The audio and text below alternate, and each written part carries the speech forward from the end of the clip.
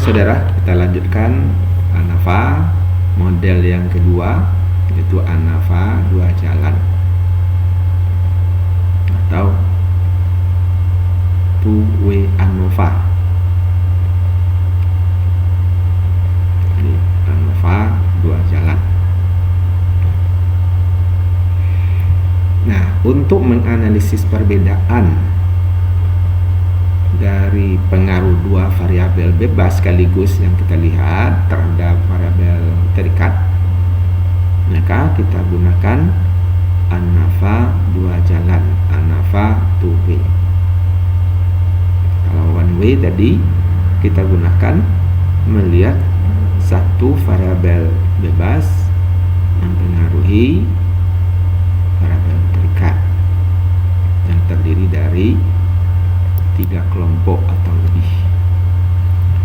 Misalnya, seorang peneliti ingin mengetahui apakah mana yang lebih efektif metode belajar yang digunakan, ceramah atau diskusi dalam suatu mata pelajaran tertentu, tapi juga dipertimbangkan minat belajar siswa. Misalnya minat tinggi dan minat rendah. Nah, setelah perlakuan lalu diadakan tes sehingga diperoleh hasil belajar misalnya seperti berikut. Tidak ada metode diskusi. Dalam metode diskusi itu ada siswa yang minatnya tinggi, ada yang minatnya rendah. Dan dalam metode ceramah, sana ada yang berminat tinggi, ada juga yang berminat rendah. Sehingga walaupun hanya 2 kelas, tetapi sudah ada 4 kelompok. Dari 4 kelompok ini, masing-masing ada 2 variabel bebasnya, metode dan minat. Misalnya metode diskusi minat tinggi, metode diskusi minat rendah, metode ceramah minat tinggi, metode ceramah minat rendah. Sehingga ini 4 kelompok dari 2 variabel bebas. Nah, variabel terikatnya hasil belajar, ini datanya. Nah, dari data ini kita akan uji dengan ANAFA 2 jalan. Jadi, cari perbedaan belajar menggunakan metode diskusi, metode ceramah, apakah berbeda? Cari perbedaan belajar antara siswa yang berminat tinggi dibandingkan dengan siswa yang berminat rendah. Jadi, semua siswa minat tinggi pada metode diskusi, pada metode ceramah, gabungkan nilainya, bandingkan dengan yang berminat rendah pada metode diskusi dan metode ceramah. Yang ketiga, kita bisa bandingkan hasil belajar yang diajar dengan metode diskusi, apakah minat tinggi dan rendah kita gabung, dibandingkan dengan yang menggunakan metode ceramah. Di sana juga ada minat tinggi, minat rendah, kita gabungkan. Sehingga ada yang kita lihat di sana.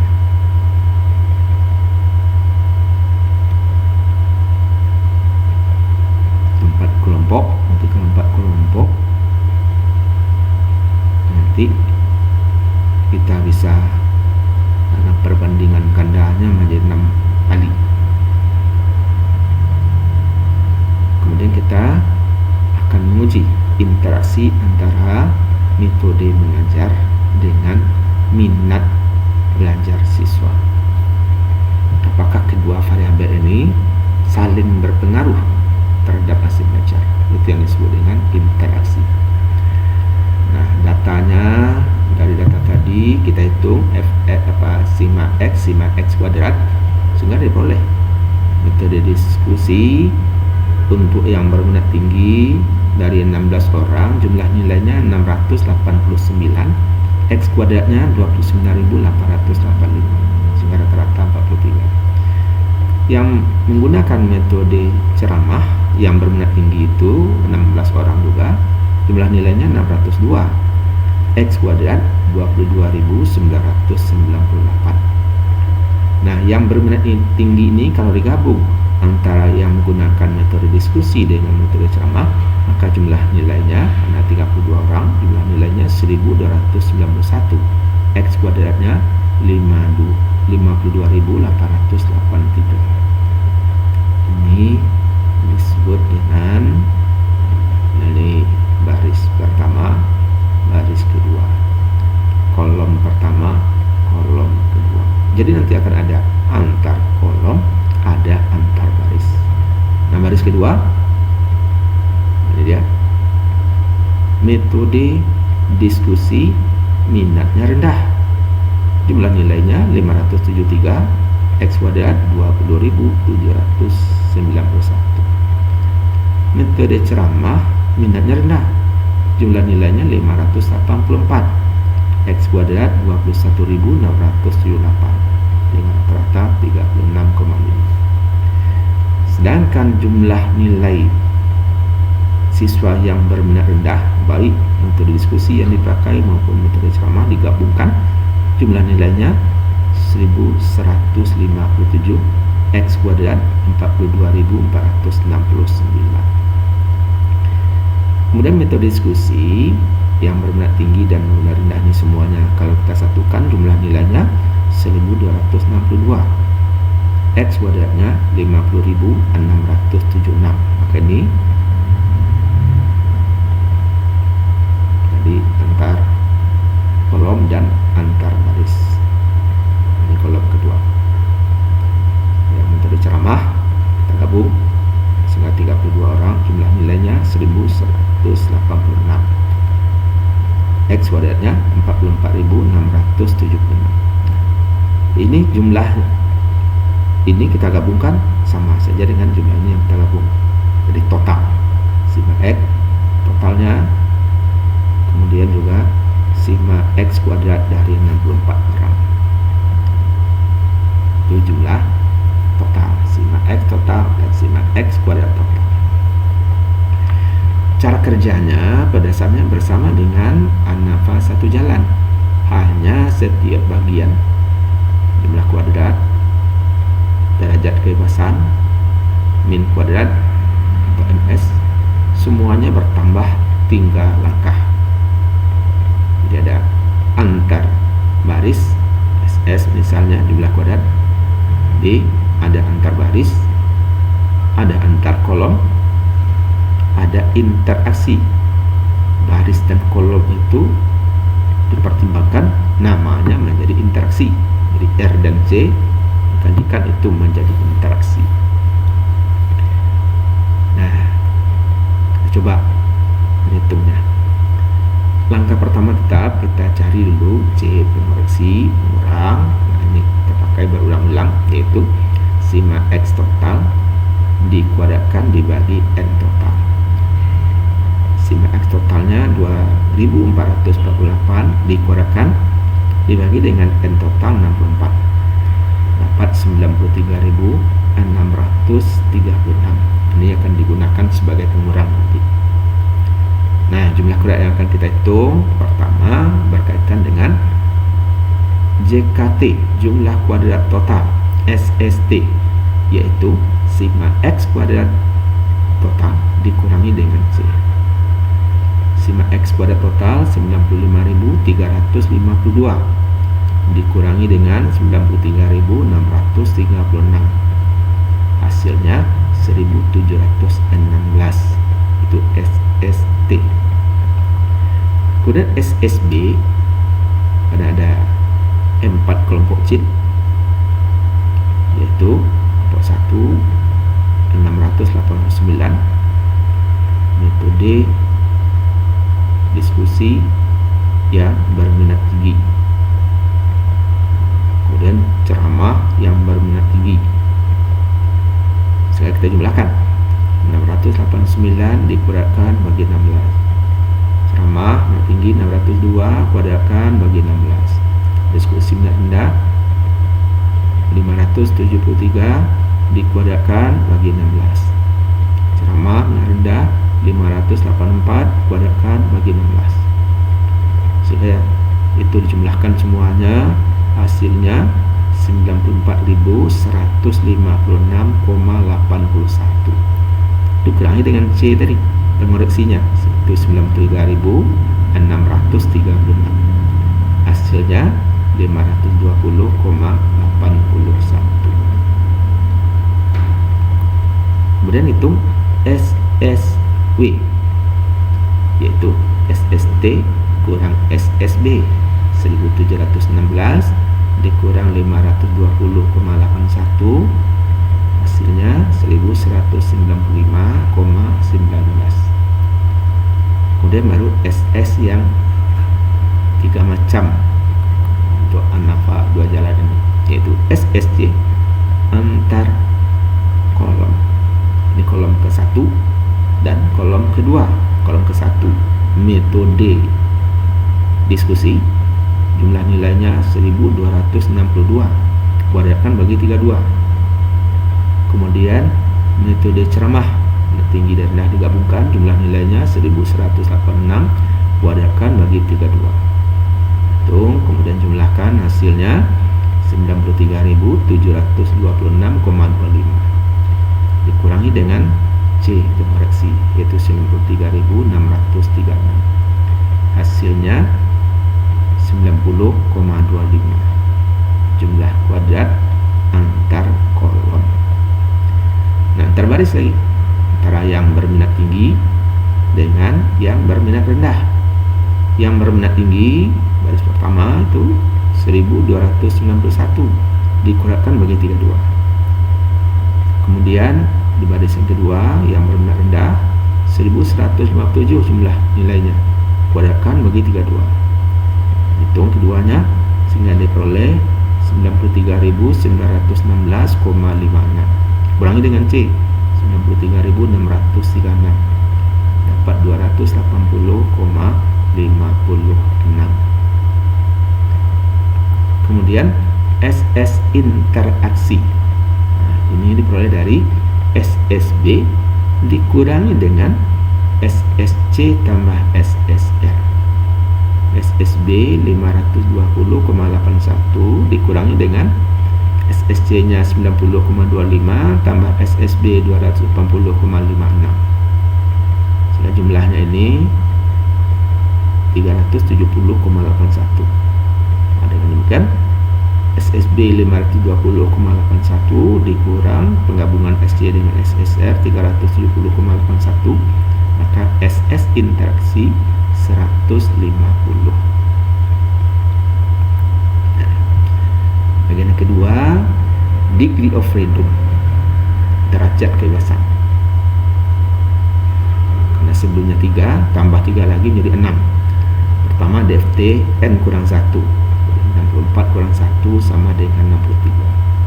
DFB kelompoknya ada 4, 4 kurang 1 sama dengan 3. DFW DFT kurang DFB 63 kurang 3 sama dengan 60. DFC banyak kolomnya ada 2. Metode diskusi, metode ceramah, jadi 2 kurang 1 sama dengan 1. DFR barisnya banyak, barisnya 2, yang berminat tinggi dan yang berminat rendah, dikurangi 1, jadi 2 kurang 1 sama dengan 1. Sedangkan DF interaksi adalah DFC kali DFR, karena 1 kali 1 sama dengan 1. Selesai yang kedua. Yang ketiga MS. Nah, MS mulanya 2 tambah 3 lagi menjadi 5. Pertama MSB, SSB bagi DB 520,81 dibagi 3 173,6. MSW SSW dibagi DFW 1195,19 bagi 60 19,92. MSC SSC bagi DFC 90,25 bagi 1 tetap 90,25. SSR MSR sama dengan SSR bagi DFR 280,56 bagi 1 tetap 280,56. MS interaksi MSCR sama dengan SS interaksi dibagi DF interaksi. 150 bagi 1 sama dengan 150. Baru bisa kita menghitung F. F-nya menjadi 4. Yang pertama itu antar kelompok. Dari 4 kelompok itu apakah ada yang berbeda secara signifikan? Maka kita hitung F antar kelompok sama dengan MSB bagi MSW. 173,6 bagi 19,92, 8,715. Kemudian F antar kolom, apakah metode diskusi dengan metode ceramah berbeda? Maka kita hitung MSC dibagi dengan MSW. 90,25 bagi 19,92, 4,531. F antar baris MSR dibagi MSW. 280,56 bagi 19,92, 14,084. F interaksinya MS interaksi tambah MSCR dibagi dengan MSV. 150 dibagi dengan 19,92, dapat 7, sekian. Jadi sudah selesai kita menghitung F. Nah, hasil perhitungan yang panjang itu tadi kita rangkum. Coba lagi tabel rangkuman. Jadi semua perhitungan kita masukkan. Yang ada 3 tambahannya. Jadi yang terakhir tambahannya ini antar kolom, antar baris, interaksi. Nah, yang sebelumnya antar kelompok, dalam kelompok, dan total. Ini 2,76 di dalam tabel. Perhitungnya 8,71. Jadi kita lihat pula tabel. Nah, mulai antar kelompok, dasarnya DFB dan DFW. 3 kolomnya, 60 barisnya. Maka ditemukan dalam tabel 2,76. Yang kita hitung 8,71. Berarti yang kita hitung besar dari tabel, berbeda. Berarti di antara 4 kelompok itu pasti ada yang berbeda. Antar kolom, apakah metode ceramah dengan metode diskusi itu berbeda secara signifikan? Hasil hitungnya 4,53. Tabelnya berapa? Tidak 2,76 lagi, karena DF antar kolomnya 1, tapi yang DFW nya tetap 60. Jadi 1 dengan 60 kita kurangi 4,0. Yang kita hitung 4,53. Masih lebih tinggi untuk taraf signifikansi 5%, tapi kalau untuk 1% mungkin tidak tinggi lagi. Antar baris, apakah antara metode diskusi dengan metode antara yang berminat tinggi dengan yang berminat rendah berbeda enggak? Itu antar baris. Hasil hitungnya 14,08. Tabel 4 berarti jauh lebih tinggi. Jadi sangat signifikan. Interaksi, apakah metode belajar dan minat itu saling berinteraksi dalam mempengaruhi hasil belajar? F hitungnya 7,53 di tabel 4. Nanti yang kita hitung lebih besar dari tabel. Jadi bisa kita domani kembali pertanyaan tadi, terjawab dia dengan hasil-hasil. Nah, yang antar kelompok, di antara kelompok itu berbeda, dilanjutkan dengan menggunakan metode SEVI. Gunakan lagi metode SEVI seperti langkah tadi. Nah, misalnya saja, jadi ini interpretasi yang diperoleh dari tadi, berbeda hasil belajar yang signifikan antara yang menggunakan diskusi dengan ceramah. Berbeda hasil belajar antara yang minat tinggi dengan minat rendah. Ada interaksi antara metode dengan minat, dan juga di antara keempat kelompok itu berbeda secara signifikan.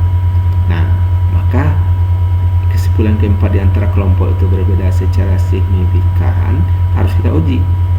antara kelompok yang mana dengan mana yang berbeda itu digunakan perbandingan ganda menggunakan metode Sheffield.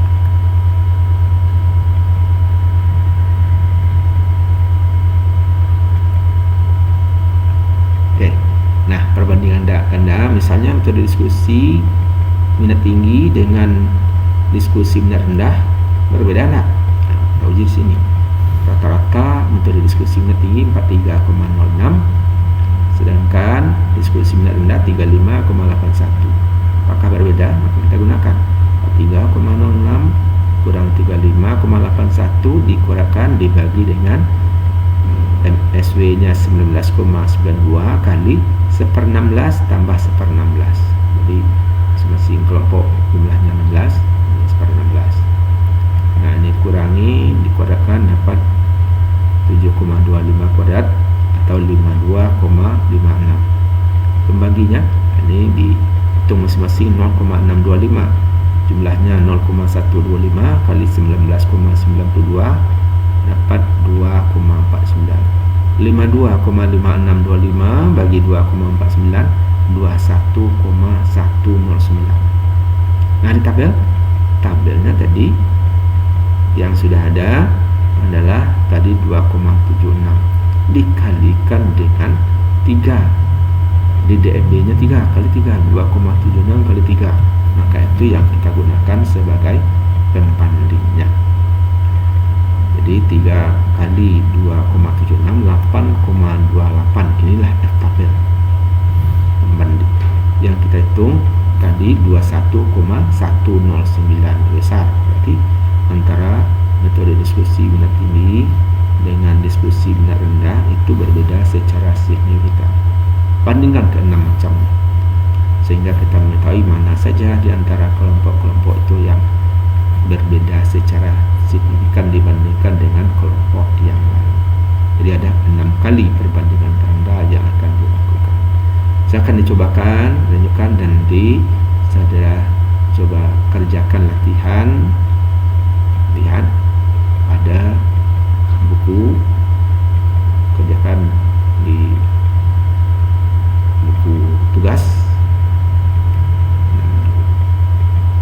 diskusikan kalau belum dipahami, jadi sampai saudara paham, sampai bisa. Jadi jangan menyalin tugas dari teman yang mengerjakan, tapi boleh berdiskusi sampai kita paham. Demikian saja, terima kasih. Wabillahi taufiq wal hidayah. Assalamualaikum warahmatullahi wabarakatuh.